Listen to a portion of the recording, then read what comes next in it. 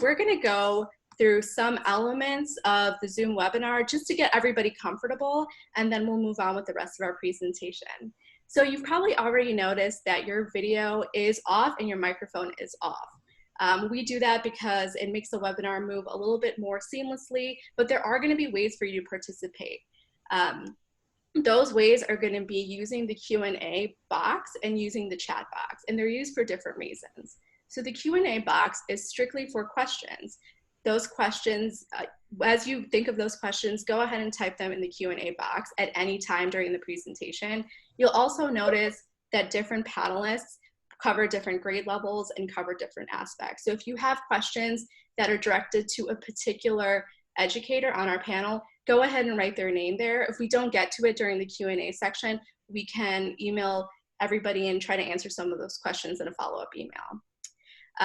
Again, the Q&A box is strictly for questions, and only the panelists will see those questions. So other attendees are not necessarily going to see those questions. The other function that you can use to stay engaged during this presentation is the chat box. Now, the chat box is a way for you to connect to your colleagues and share your ideas, your reflections, and even your suggestions during the presentation. We really encourage you to do that. During our webinars, educators share their ideas, and then other educators get ideas from them, and it's a really exciting place for everybody to brainstorm together. So we very much appreciate your participation with the chat box. Also, we have 4 educators with different presentations, and so you are going to see some transitions. Be prepared for that, and we thank you so much for your patience in advance. So we're going to go through today's agenda very briefly. The first thing we're going to do is we're going to discuss the Pulitzer Center and review the webinar goals for today.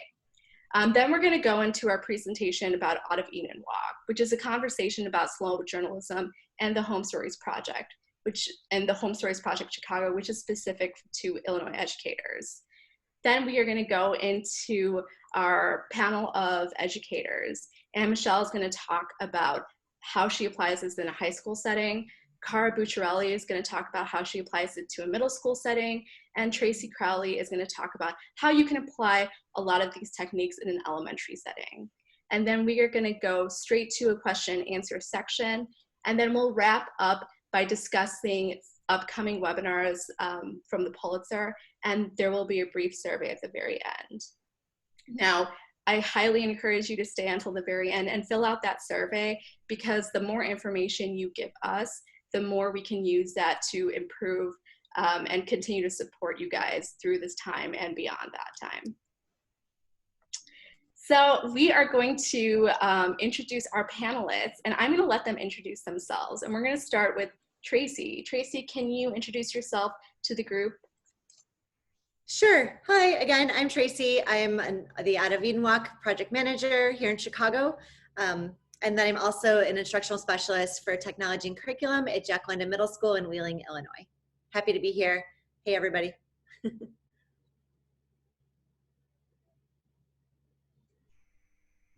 And Michelle, can you introduce yourself? Yeah, sorry, I was having mute problems. Hi, my name's Anne Michelle Boyle, and I teach at Whitney M. Young Magnet High School in Chicago, and I teach global citizenship to 9th through 12th graders. And I'm super excited to be here, as I love Out of Eden and I love the HomeStories Project. Great, thank you so much. Cara? Hi again, my name again is Cara Bucciarelli, and I teach Spanish to kindergarten through 8th grade at LaSalle 2 Magnet School, which is a world language magnet school in CPS. And also excited to share with you today. Great, thank you so much. And my name is Joya Mukherjee. I am the Chicago K-12 Education Coordinator. I am really excited to be here today, and I've been in Chicago for a while. So I'm based here, and I'm really looking forward to working with all of you.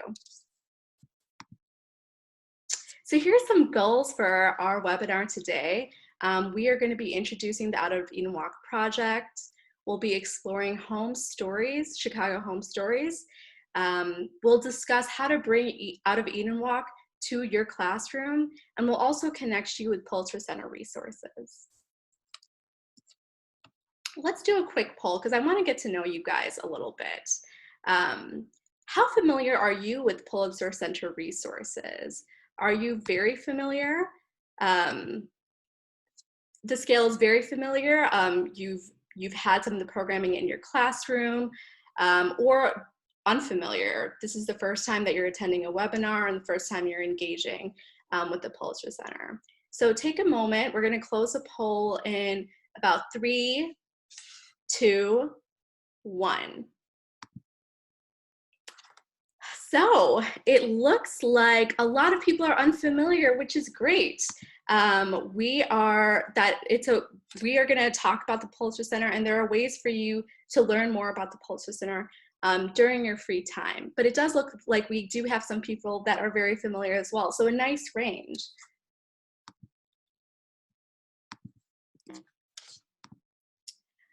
The Pulitzer Center is a journalism organization, but instead of talking to you about it, I'd like to share this video with you. We are simply putting forward the facts.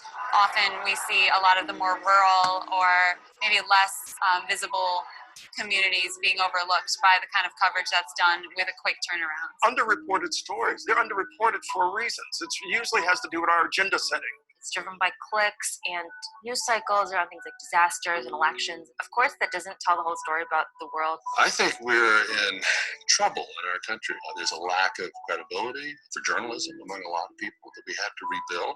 And I think we have to do it from the bottom up. The grant from Pulitzer Center was indispensable for our work. The Pulitzer Center offers funding and stability that means we can take more risks and try harder stories. Our job was to go to Honduras and shed a light on the problems that are forcing people to flee. We've been digging into what the on-the-ground impact of this growing opioid use has been in countries outside the U.S. Modern slavery can take shape in various different forms. It's where climate change, gold fever, and mercury poisoning meet. What if I told you that the year 1619 is as important to the American story as the year 1776? We partnered with the Pulitzer Center on a curriculum. It's being taught in every state in America. I've worked with students from 5th grade all the way through university level, and makes such a difference in how students are able to not only look at the news that's happening as something far away, but connect it to their own backyard. Local journalism is really a bedrock for informed communities, making sure that our democracy works. And that's where we come in with bringing stories home. As part of the Pulitzer Center's nationwide Connected Coastlines Reporting Initiative. Tonight's report, produced in partnership with the Pulitzer Center. This report is supported in partnership with the Pulitzer Center. I want to thank the Pulitzer Center on Crisis Reporting for giving me the support.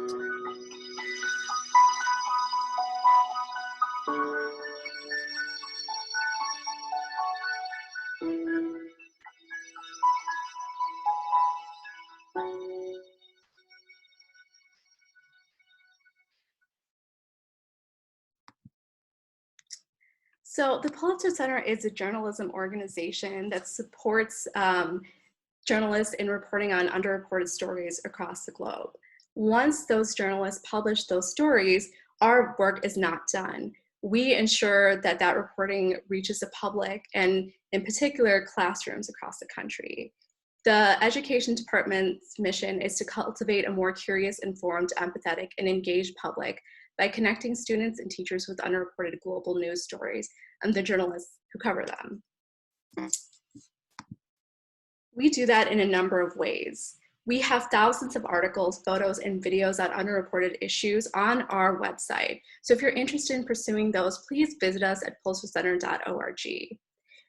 We also have a number of lesson plans available connected to that reporting, and it's an easy way for you to bring that reporting into your classroom. You can visit us on our lesson builder and explore those lesson plans. We also offer virtual journalist visits. So if you're interested in hosting a journalist in your classroom, you can reach out to us and we can connect you with that journalist, and your students can engage in a conversation with them about their reporting project. And additionally, we host a number of workshops for students and teachers.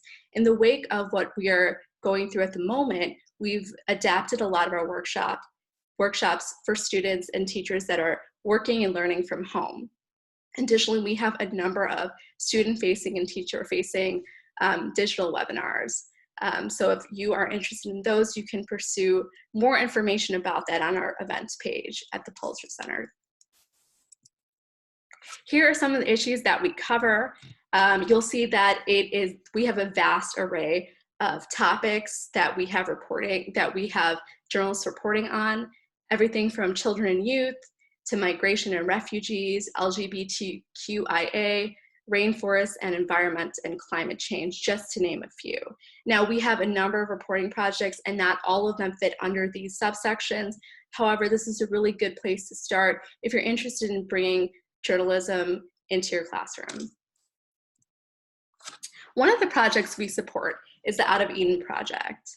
The Out of Eden Project was started in early 2013 when National Geographic fellow Paul Salopek set out on foot from the birthplace of humanity, the Great Rift Valley in Ethiopia. He is still following the migration pathways of our ancestors who walked out of Africa 50,000 years ago. So I'm going to play a video that really captures Paul's project very well.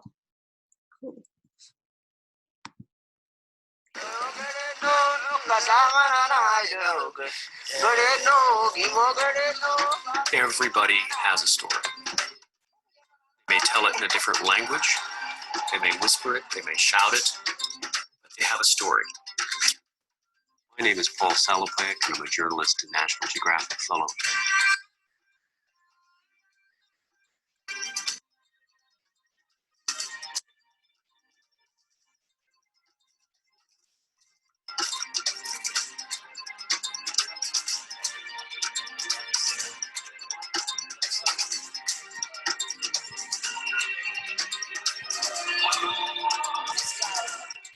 I'm interested in telling the untold stories of people who live around the world, who work in farms, in factories, people who make societies work.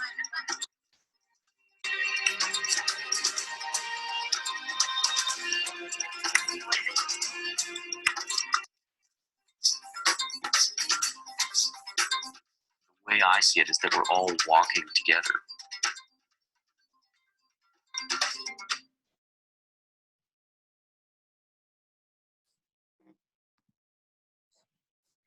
So let's talk a little bit more about the Out of Eden Project. Paul Salopek is a foreign correspondent who worked at the Chicago Tribune, where he won 2 Pulitzer Prizes. The goal of his walk and the Out of Eden Project generally is to slow readers down to examine the most important global stories from the ground level. The walk encourages us to really listen to people, to truly know their joys and challenges, and to look for the things that unite us all, and to tell those stories factually and humanely. That's why Paul is walking, to discover our world step by step at a human pace that helps him build connections and find deeper meaning. Now, if you're interested in following Paul's journey, go ahead and visit National Geographic. The website is listed below. The Out of Eden Walk project is still going. I think it started as a 7-year project, but now has extended to a 10-year project. And Paul captures his journey as he's going along. And if you're a fan of just really great writing and really exciting photography, you'll enjoy that space as well. So I really recommend that you check that out, and the link is below. Now, this project really translates well into the classroom. And so what I'm going to do is talk about it in a broader scope. Slow journalism, which is the process of slowing down and really noticing what's around you and communicating with people around you. It encourages students to slow down and look at local spaces with fresh eyes. The process of slow journalism builds reflection and critical thinking skills. It also can potentially renegotiate a student's relationship with their community, especially if we're asking students to look at a space or to think of a space that they consider home and really capture what makes it exciting and unique for a reader who may not be familiar with that space. The project also supports student learning in a variety of different ways and mediums. It really supports descriptive writing skills and allows them to practice that. There's also plenty of opportunity for discussion because students are being asked to maybe approach people that they wouldn't normally speak to in order to get their ideas about how they feel about their location and what they consider home to be. There's a lot of conscientious communication that we can help students foster. There's also plenty of different kinds of media that support this project and really allow teachers to bring that media, especially photography, into the classroom. We're going to go ahead and move on to Tracy, and Tracy's going to talk a little bit more specifically of how you can bring Out of Eden Walk into your classroom.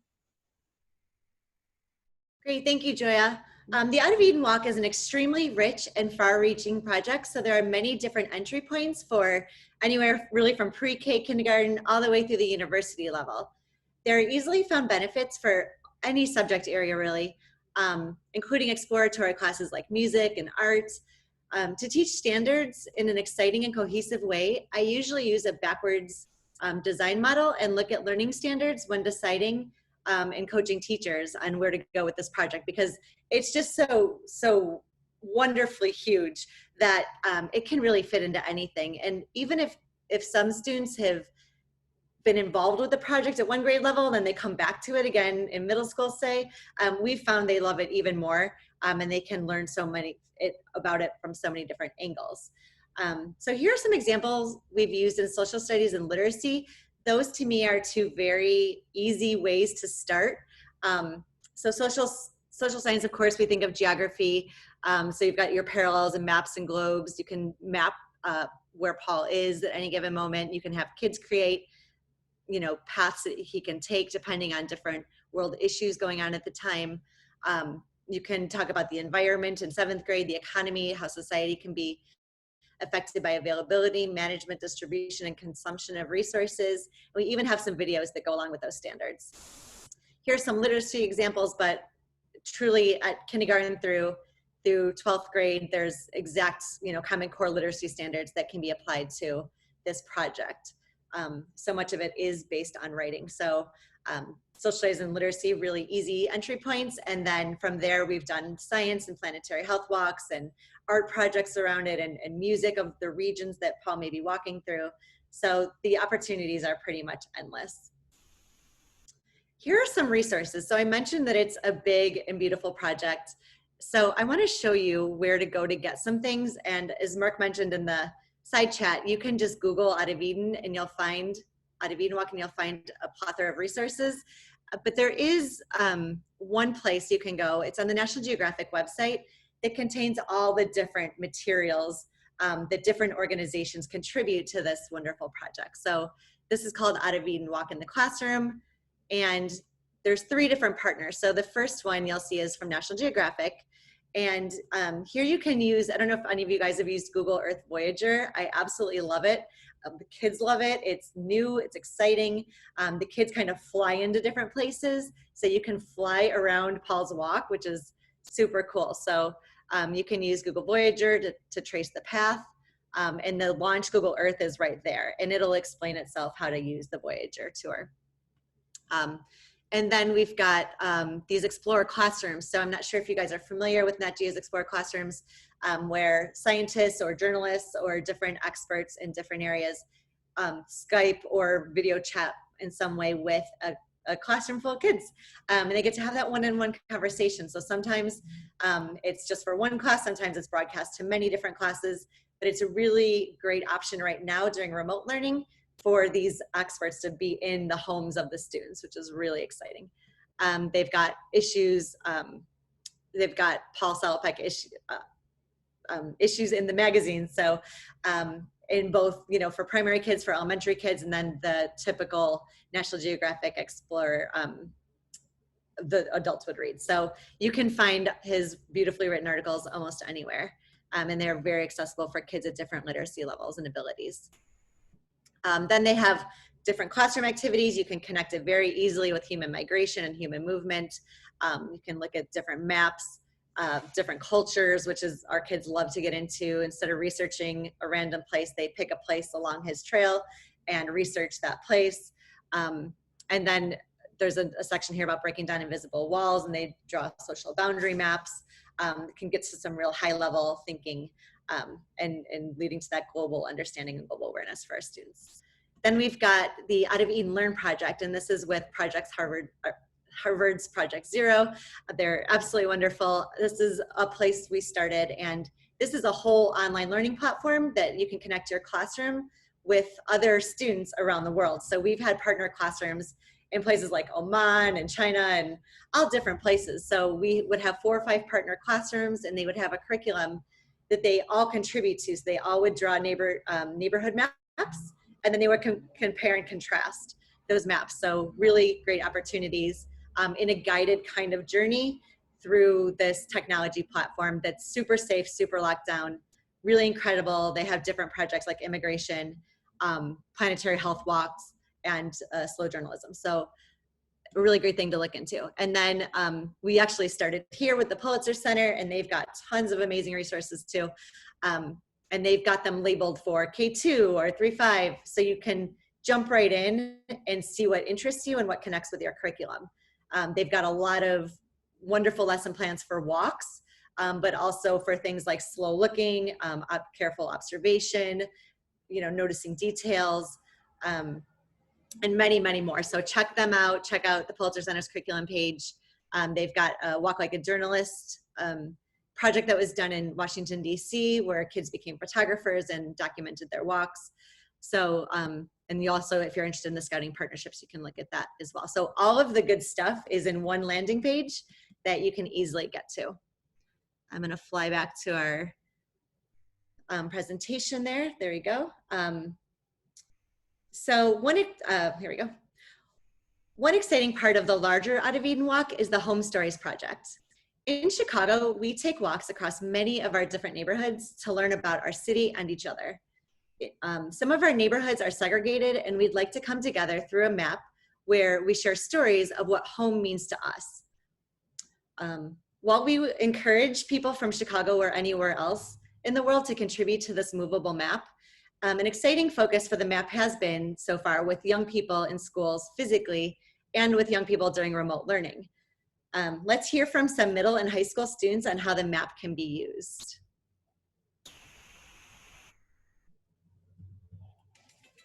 We're all staying home these days, thanks to the coronavirus. It's the right thing to do, but it can get boring.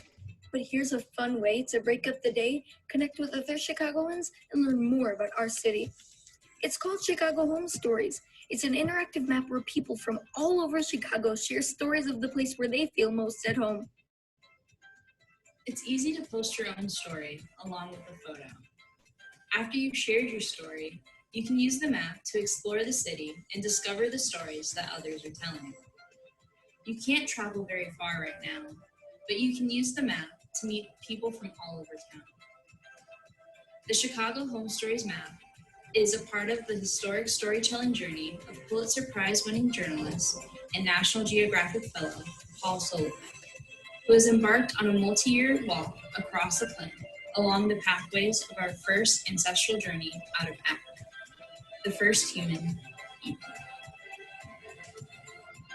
When you share your home story, you're joining a global community of people who have contributed to Out of Eden Walk's unprecedented and growing archive of storytelling so far. Some home stories are literally about people's dwellings. For example, Joyce wrote about her desk space. My desk is where I read, I write, I draw, I do my homework. It's a productive area that energizes me. Others wrote about their families, like Miguel. When I'm with my family, that's when I'm home. Home is a place filled with love and affection.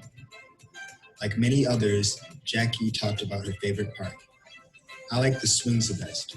It's really fun to swing high and look at the sky. When I'm swinging, everything else goes out of my head.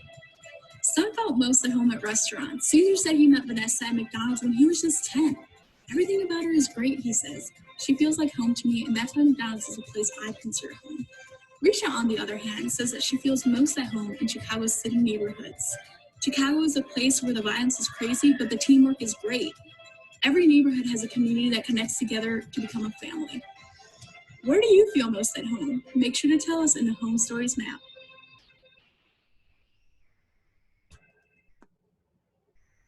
Okay. So they did a great job. We just got this video put together, and these kids are just stellar, and they absolutely love doing the HomeStories project. Many of the kids felt very empowered to be able to share their story with an authentic audience past the teacher.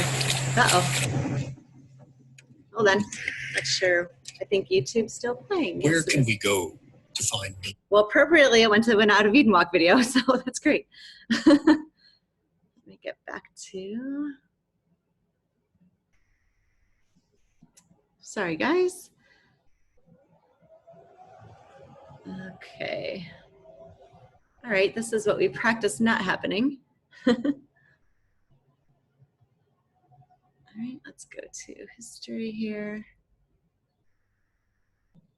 Okay, we're back in action. All right, thanks for your patience. Okay, so we have many templates and materials for teachers to use with their students during remote learning. So please reach out and we'll connect you to our available resources. Now let's take a look at some stories and how you can publish your own home story. All right, so I'm going to go to the website and we'll just do a very quick demonstration of what it looks like. Here we go, here's our map. So when you go into the Chicago HomeStories page, you're gonna land on this really awesome map, and you'll see, if you were to scroll out, you'll see stories from all over the world, here and there, because we're just starting to build that out. But for right now, we're focusing on the Chicago HomeStories.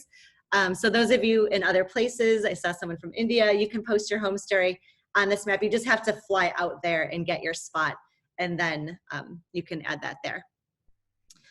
So when I go into Chicago, if I scroll in, it will show me different areas. So downtown area, we've got 275 stories. Normally it would kind of pop up, but I think because of the bandwidth, it's not exactly gonna be happy with that right now. So I'm gonna share one story. This is one of my 8th grade students from last year. And his story is titled McDonald's by Caesar Run. So I'll just read parts of it real quickly. When I was at McDonald's, I met a girl named Vanessa. I was 10 years old and I was playing in the playground with my family when we met. I asked her to play hide and seek. I'm 13 now and she is still my best friend. Everything is great about her. She feels like home to me, and that is why McDonald's is the place that feels like home. We still go to that McDonald's to eat, hang out, and be together. So this is one of the stories referenced in the student video. Who are you? I'm Jorge and I have 2 siblings. I like to go outside and play soccer. Where are you from? He was born in the city of Chicago, so he's a student in Wheeling. My family is from Mexico and they help my parents get money and do the paperwork to get to the US. They chose Chicago so they could have a better life. I've had a good life growing up in the city. Where's he going? He's an 8th grade student now. And when I grow up, I'd like to be a police officer. I've seen a lot of things, and I think I know how I can help my community be safe. So he's got great aspirations, really neat kid, and a great home story. So it can be something like a McDonald's. It doesn't have to be, you know, something fancy, but his reasons were awesome. So that's what the home stories look like. And I'm gonna go back here. I'm gonna show you quickly how to do them. So now it's wanting to scroll in. You can see we have some higher hit areas and some areas we're still looking to collect stories from. Once you're ready, you can go to Add Home Story. You're gonna wanna post or have your students post an original picture. So at first, some of our students wanted to collect screenshots, and we can't really do that with copyright, and plus it doesn't upload well. So we really prefer an original picture of their home place. And if they aren't able to get to that spot, that they could draw a picture, you know, draw a drawing and then take a picture and post that there. That works really well and it would look really cool. And they can do this in English, Spanish, but you know, we have both languages so far represented. And then they just title, enter the location, and that will bring them to the map. So if you have an exact address, that's great. If not, you can use the map and hit it, like click on it where you would like the dot to be. And then you write the story of the place. Why does this place feel like home to you? I wrote about the Chicago lakefront because I love to run, and I love the different personalities of the lake and the people I come across. So that was my home story. And then you can answer these any way you want. Who are you? Where are you from? And where are you going? And these are the very same questions that Paul Salopek asks along his journey, along his path, as he comes upon new people. And they often have phenomenal answers. So it's a good skill to teach our kids, and also a way to focus on relationships and sometimes putting the technology away and being present with people. then you can add a photo of yourself or not. Our students, we do ask them not to put their last names if they're, underage. So that's just one thing to be aware of.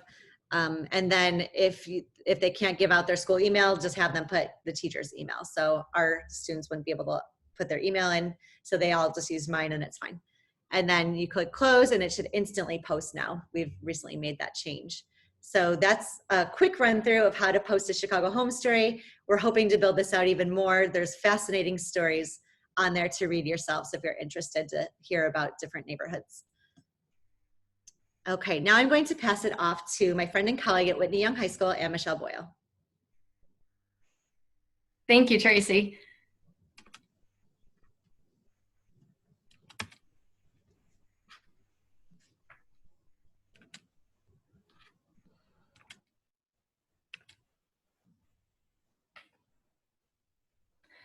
All right.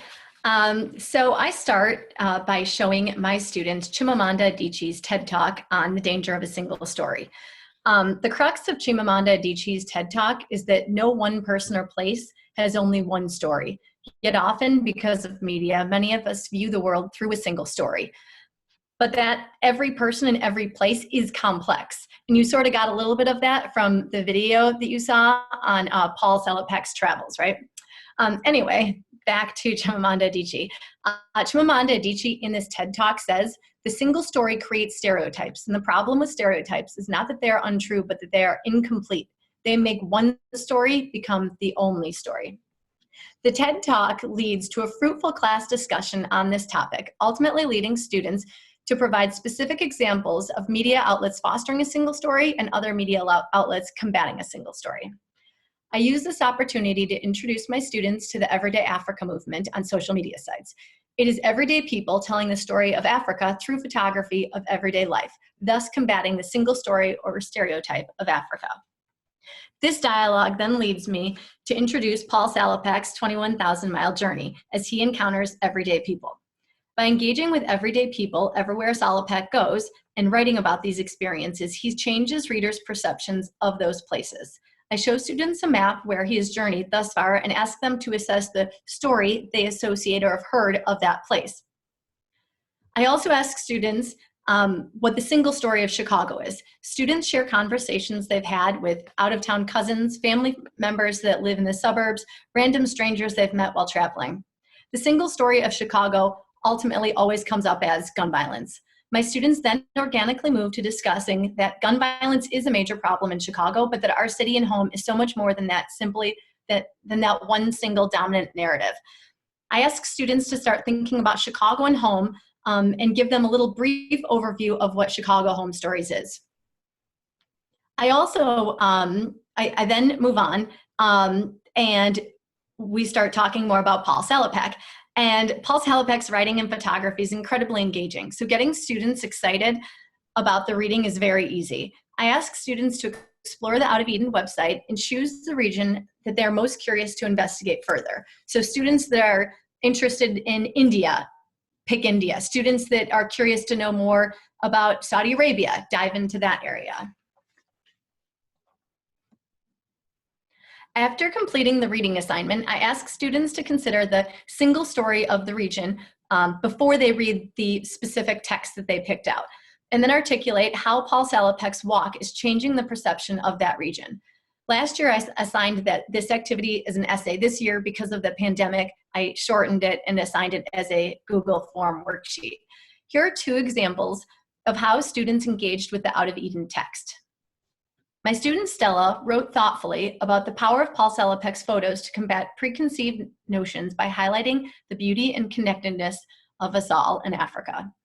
My student Lily focused on the Middle East for her deep dive into the Out of Eden walk and pointed out that yes, Saudi Arabia has oil, camels, deserts, but it's also home to hotels, shops, and people. A couple of my students tweeted at Paul Salopek and were thrilled to get a response from our most famous National Geographic explorer. This ultimately wraps up with students actually conducting the Chicago HomeStory Project. Students tell their story of Chicago and home through photography and writing. In class on presentation day, we move through the map of Chicago and learn about our city through the lens of our everyday experiences. Here are 3 of my students' home stories. Hector wrote about his front porch representing home and safety to him. King shared the happy place of home that is Chinatown. Sonia, who's heading to college in the fall to pursue a degree in filmmaking, sees the Music Box Theater as her home of self-discovery and inspiration. The Home Story Project is a favorite every single year, and I look forward to doing it again next year. The project encourages students to discover themselves by thinking deeply about what home and what Chicago is to them. By tying this project in with the Out of Eden Walk, articles, maps, videos, and places, photography, students develop a sense of wonder, create a more nuanced understanding of places far from home, and ultimately see that what connects us as humans around the world is far more significant than what separates us. Now we're going to hear from Cara Bucciarelli, who is the super fabulous teacher at LaSalle 2 Language Academy. Thank you so much. So, pull up my screen here. As Anne Michelle said, I work at LaSalle 2, which is a pre-K through 8 world language magnet school in CPS. And we offer Arabic, Mandarin, French, and Spanish to K through 8, 3 or 4 times a week. So the goal of, and I'm providing context for the reason of explaining the project later, but our goals are to develop novice high to intermediate low proficiency with students over time, and also obviously an understanding of the communities and the cultures that represent the languages at our school. So this to say, those are the 5 C's that you can see in the middle of the screen of ACTFL, which is the American Council on the Teaching of Foreign Languages. And obviously communication is important, but you can see the others really revolve around culture in some aspect.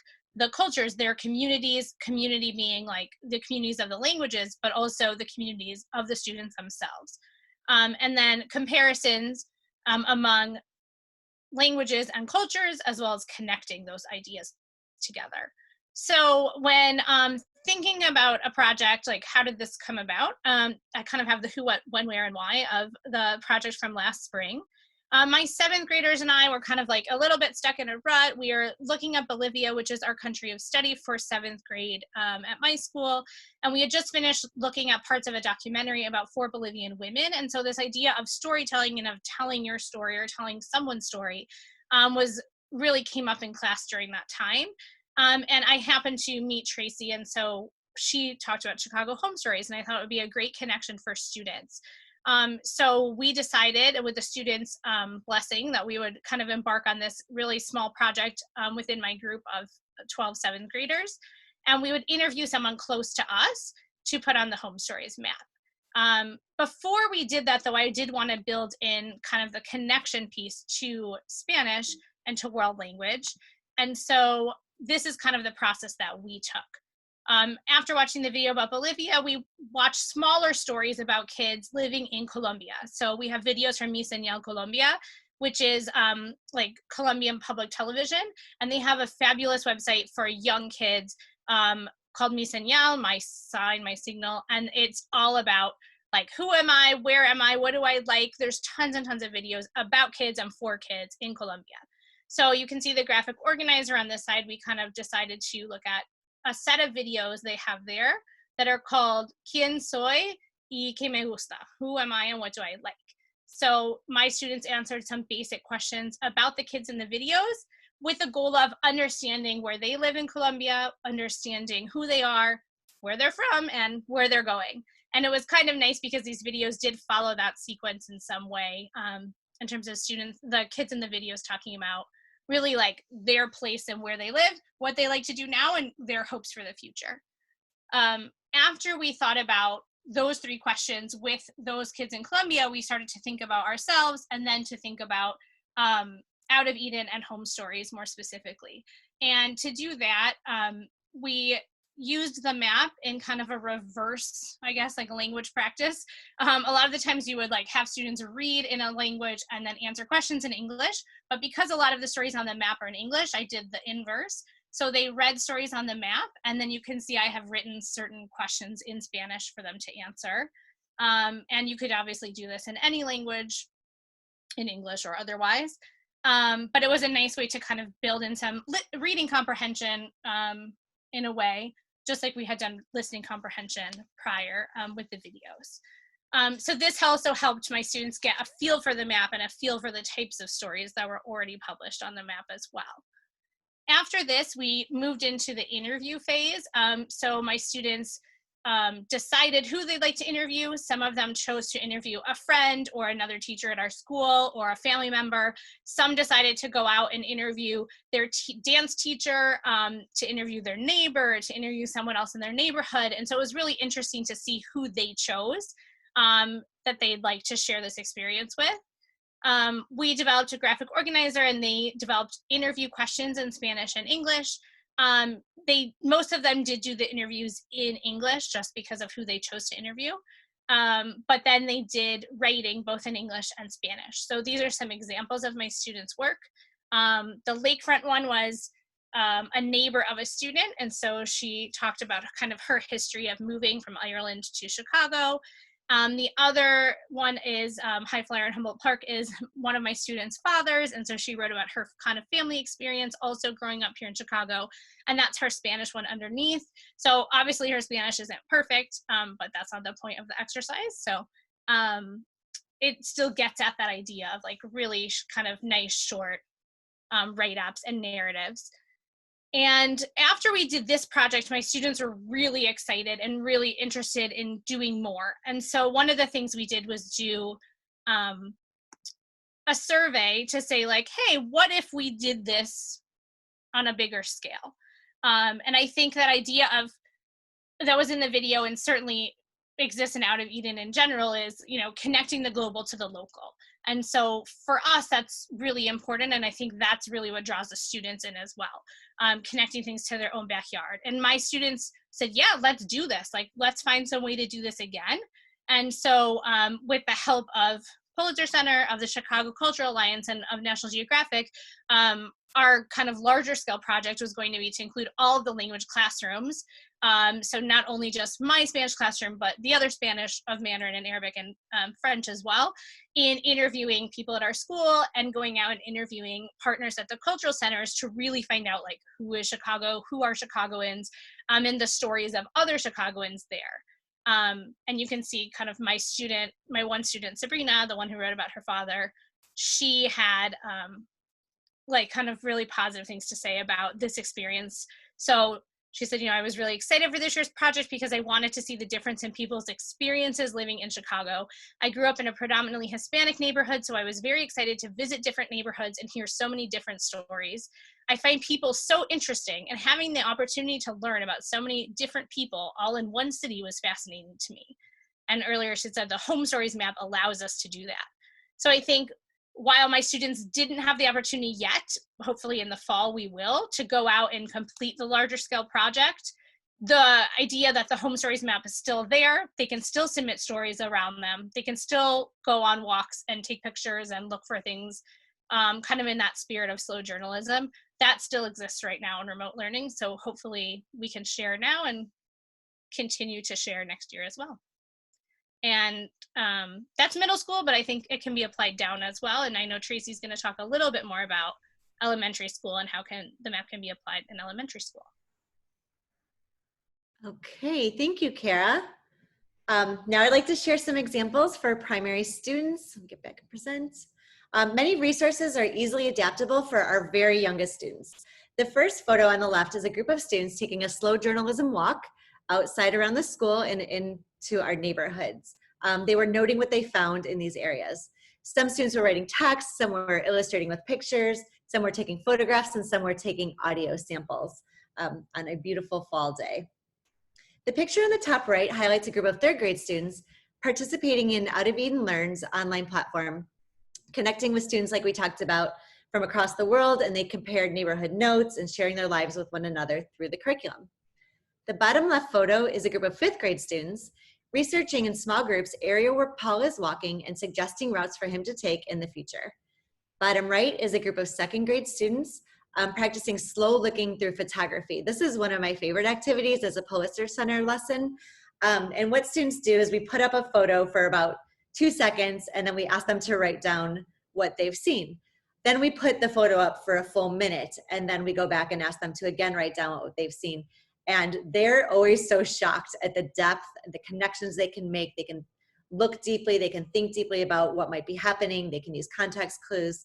So it's a skill that we practice, and it really does transfer over both to their slow journalism walks, but also to their writing in general. They're slowing down, they're adding more detail because they're noticing more detail. And we've seen this one activity be very powerful in our classroom. So I definitely suggest that one. All right, here is on the left here, we have a 3rd grade classroom. They used Paul and his walk to launch an explorers unit, and then they voted on who is the best example of an explorer. And Paul was voted number 1, of course, followed by Christopher Columbus, and then Dora the Explorer. So just kind of amusing and fun. And then on the right, Paul has often worked with teachers and educators across the world on answering their questions about the walk, but also giving them some more background information to use with students, and many different things. So there's opportunities to share in other ways after this webinar, possibly with Paul and possibly with other educators around, and they're always tremendous. I always learn so much, so I would recommend those as well. Here we have a couple tweets, and I'm just gonna look at the right too. And so we have Riley, 4th grade here. It's one of our schools in my school district. And they were talking about technology, but they were tweeting Paul. And the really cool thing is that he almost always tweets back, and I don't want to set anybody up, but we've had the experiences over and over again over many years of getting responses from Paul directly. So our kids felt like, a rock star had written them back, and in my mind he is that, but the kids really do come to look up to him, and they feel really important, and like the work they're doing is important when they're responded to. So that's really very cool through Twitter. And then below that, it's one of my favorite stories from the walk, and this happened a few years ago, but a 3rd grade student said, my dad and I wanted to know what it was like to walk around the world for 7 years. So they went and they walked through a forest for 7 hours to get a small taste. And just another way this project is all encompassing and really brings families together on top of everything else that it does. There's just so many benefits with kids of any age. So there's many different types of walks students of any age can do.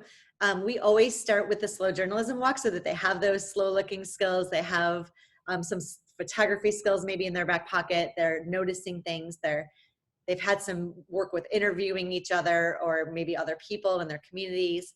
Once that's done, they can do all kinds of things like explore new trails, like the Chicago Outer Belt Trail is new. They just connected a 220-mile path around Chicago. I'm currently on the path myself there when possible. But we've done some planetary health walks where students noticed litter, pollution, things that might be changing school bus emissions. This was in an 8th grade science project, but the planetary health walk was super cool. They can go on art walks, street art. They can go on civics walks and notice problems around them and suggest solutions. And then nature walks. These are some we're just starting, science walks. And there's 2 apps, even though we want to use technology when we're slow looking with very intentionally. 2 of my favorites are iNaturalist, where it's a crowdsourcing app where students can take a picture and upload it. So they can either do that on the walk if we have GPS. Our students do not have GPS outside capabilities. So we bring them back in, we upload it to the app, and then they get feedback from real scientists on that app, or what they found. So that flower, they might say, wow, this is really rare, or oh my gosh, this is this species of flower and here's why. So, and they're contributing to the scientific community. So their walk is purposeful. And they're also working on those science standards outside, which is super cool. And then the debris tracker is another one that we've used to walk around, find debris, look at, is there more garbage near restaurants, or does, they can map where the bins are, the waste bins, so they can decide how their community might need to be helped through their data collection. So lots of cool stuff that can be done on these walks. Math can even be brought into that. And then they can create their own. One thing we love to do is teach kids to have explorer mindsets. And, we want them to be designing their own walks once they've got the hang of it. And how does this translate to remote learning? Well, we're still figuring that out. Some of our students have access to phones and apps like iNaturalist, and some don't. And anyone can create, philosophically or hypothetically a walk to be done at a later date and share that out. So tons and tons of options here. And then going back to wrap it up with HomeStories, this is a very special to me sixth grader. No, I'm sorry, not sixth grader. She's a 6-year-old, recently turned 7, and her sister in the lower right-hand corner. I wanted to see how HomeStories would go with a 4 and a 6-year-old. And the 6-year-old, Lily here, she's from Park Ridge, and she had just gotten new roller skates for her birthday. And her explanation was really good. I was really proud of her writing. And that she had gone a little bit deeper and said, sometimes I fall, sometimes I have to get myself back up, because she's really shaky on her skates, really shaky. So she's often taking a tumble. But she feels really proud of herself and happy and loved on her skates because she had gotten them from her parents, my sister. And then I love the gregariousness of a 7-year-old girl. I'm active, hardworking, smart, and beautiful. And she came up with those things herself, and I, of course, agreed. And I love that. She knows herself well. And then, playing with her friends, and then she wants to travel. She wants to be a doctor, nurse, or teacher. So, this to me looks like a story from a 4th grader or 5th grader. And, so it works well. And then her little sister in the bottom right-hand corner, it's a little more hard. It was a little harder with a 4-year-old. But she did write that my dog feels like home to her, and they are truly best friends. So it wasn't as fleshed out, but it was still great to hear and get to know her in a different way. So another aspect of the HomeStories is that if you're interviewing someone else, or if kids are interviewing someone else, you really get to know that person on kind of a deep level. I found that too with my students, that sitting down with them one-on-one was the best way to go about it if you can, or if you have co-teachers in a room, or at lunch if the kid's in. You really get to know a new side of them. So it's great for relationship building amongst everything else. And lastly, I think that's it. So last thing I wanted to mention is that Lily, the 6-year-old, 7-year-old, she reads HomeStories often before bed now. She loves to go on and look at the map and read stories. And it's true, I'm not making it up. She truly did this on her own. Also wanted to know why there wasn't an app yet. So great stuff for 4 to 6-year-olds here as well. All right, we're going to hand it back over to Joya, and she's going to take us through a Q&A. Thank you, Anne Michelle, Kara, and Tracy. Let's give them a round of applause for their presentation in the chat box. They've been doing incredible work with their students for a long time, and I know it's hard to condense everything that you do in 5 slides, but you managed to do such a good job. So thank you so much for the time, for your time and your expertise. We have a couple of questions, and attendees, if you have more questions that you think of, please share them in the Q&A box. I want to ask some questions first about the HomeStories map. Do you find that kids take their photo in the place they are writing about, or do they take their photo in other spaces? What is your experience with the HomeStories map? Tracy? Oh, sure.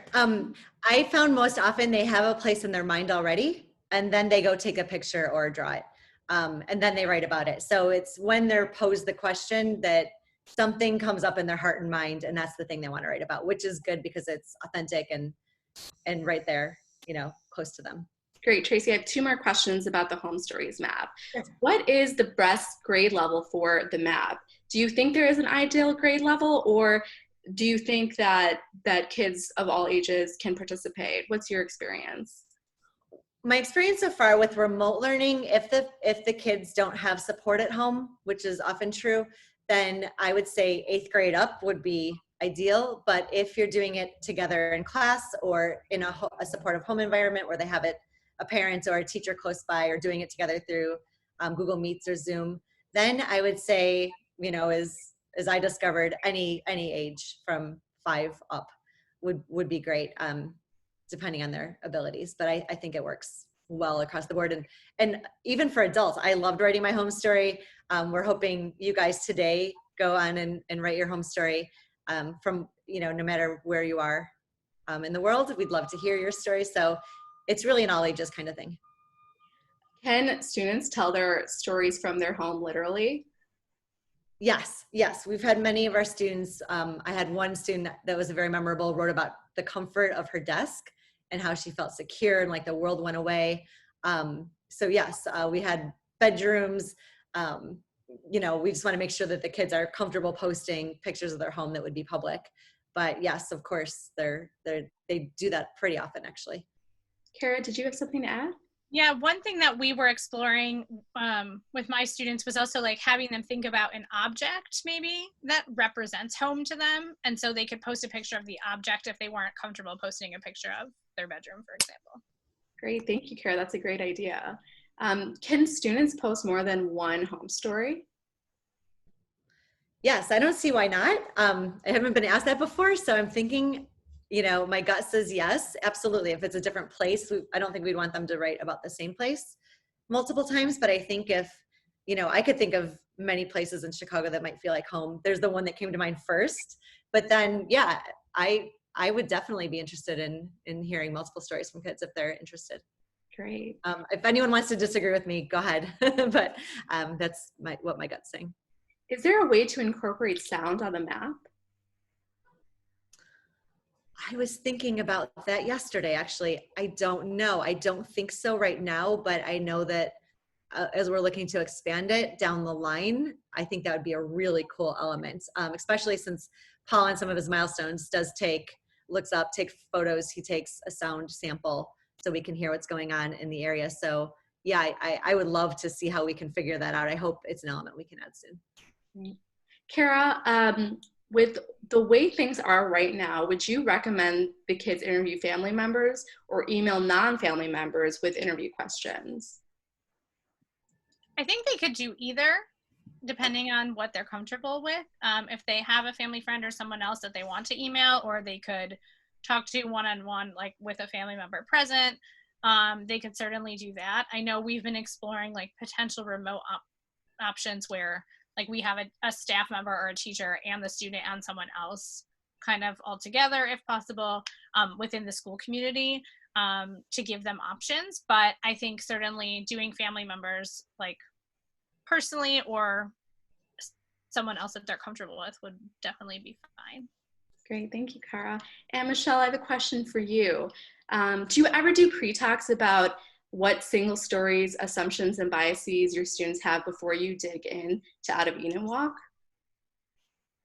Yeah, so after the Chimamanda Adichie TED Talk, the rest of the class period and the discussion is solely about the single story. So it starts with, you know, commentary and dissecting her TED Talk, but then it moves to the single story of America, the single story of Chicago. And I briefly, it's sort of at the very end of class typically. I mean, this year it was through Google Meet, but you know, last year it was in class. I then say, okay, now I want you to be thinking about that as you look at Out of Eden stories. And then the next day or two is devoted to getting into the Out of Eden story that most interests you as a student. Great, thank you, Anne Michelle. And we'll have one last question.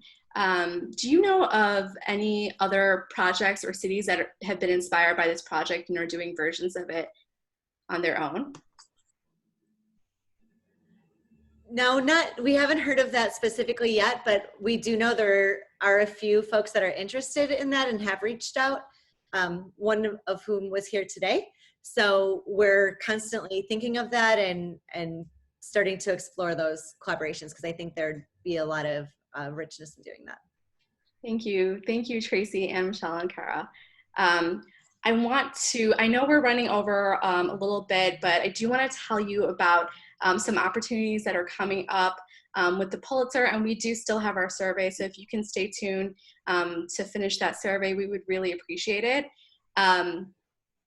We have a ton of teacher-facing and student-facing webinars coming up. The two that are coming up soon are this webinar for students on mental health and migration with Melissa Noel. We are going to be speaking with journalist Melissa Noel about the impact of migration on Caribbean families, especially on the mental health of children as their parents migrate for work reasons. So if you're interested in participating in that webinar, please join us. You can register on our events page for that, and the webinar is going to be on Wednesday on May 20th. Our next webinar is going to feature filmmaker Robert Tuconnell, who is going to be discussing his film about intersex activist Tatenda. And we are excited to also be hosting Tatenda to speak with us. If you are interested in participating in that webinar, please go to our events page and register for it. And these are Eastern times, correct? These are Eastern times, yes. Thank you for clarifying that, Tracy, yes. Mark. Yes. Let's go to the next slide. Great. If you are an educator that's been inspired by this webinar and would like to look into more of our resources, come visit us at pulitzercenter.org/education. We have a number of instructional plans. We've adapted a number of those plans to support you during this time when you are working and learning from home. So if you have a chance, come view our instructional plans and also our workshops as they arise. Let's go to the next slide. Great, thank you. And as always, we want to hear from you. We would love to work with you in the future, and we are scheduling virtual journalist visits. And so if you're interested in hosting a journalist in your classroom, if you're interested in speaking with us, you can always connect with us. That's my email at the bottom. I am based here in Chicago and would love to speak with you and work with you. So if you're interested in connecting, please email me at jmukhergee@pulitzercenter.org. Thank you again to our incredible group of panelists. We so appreciate all of you. We really hope you enjoy this webinar. Please stay tuned and fill out our survey. Thank you. Thank you.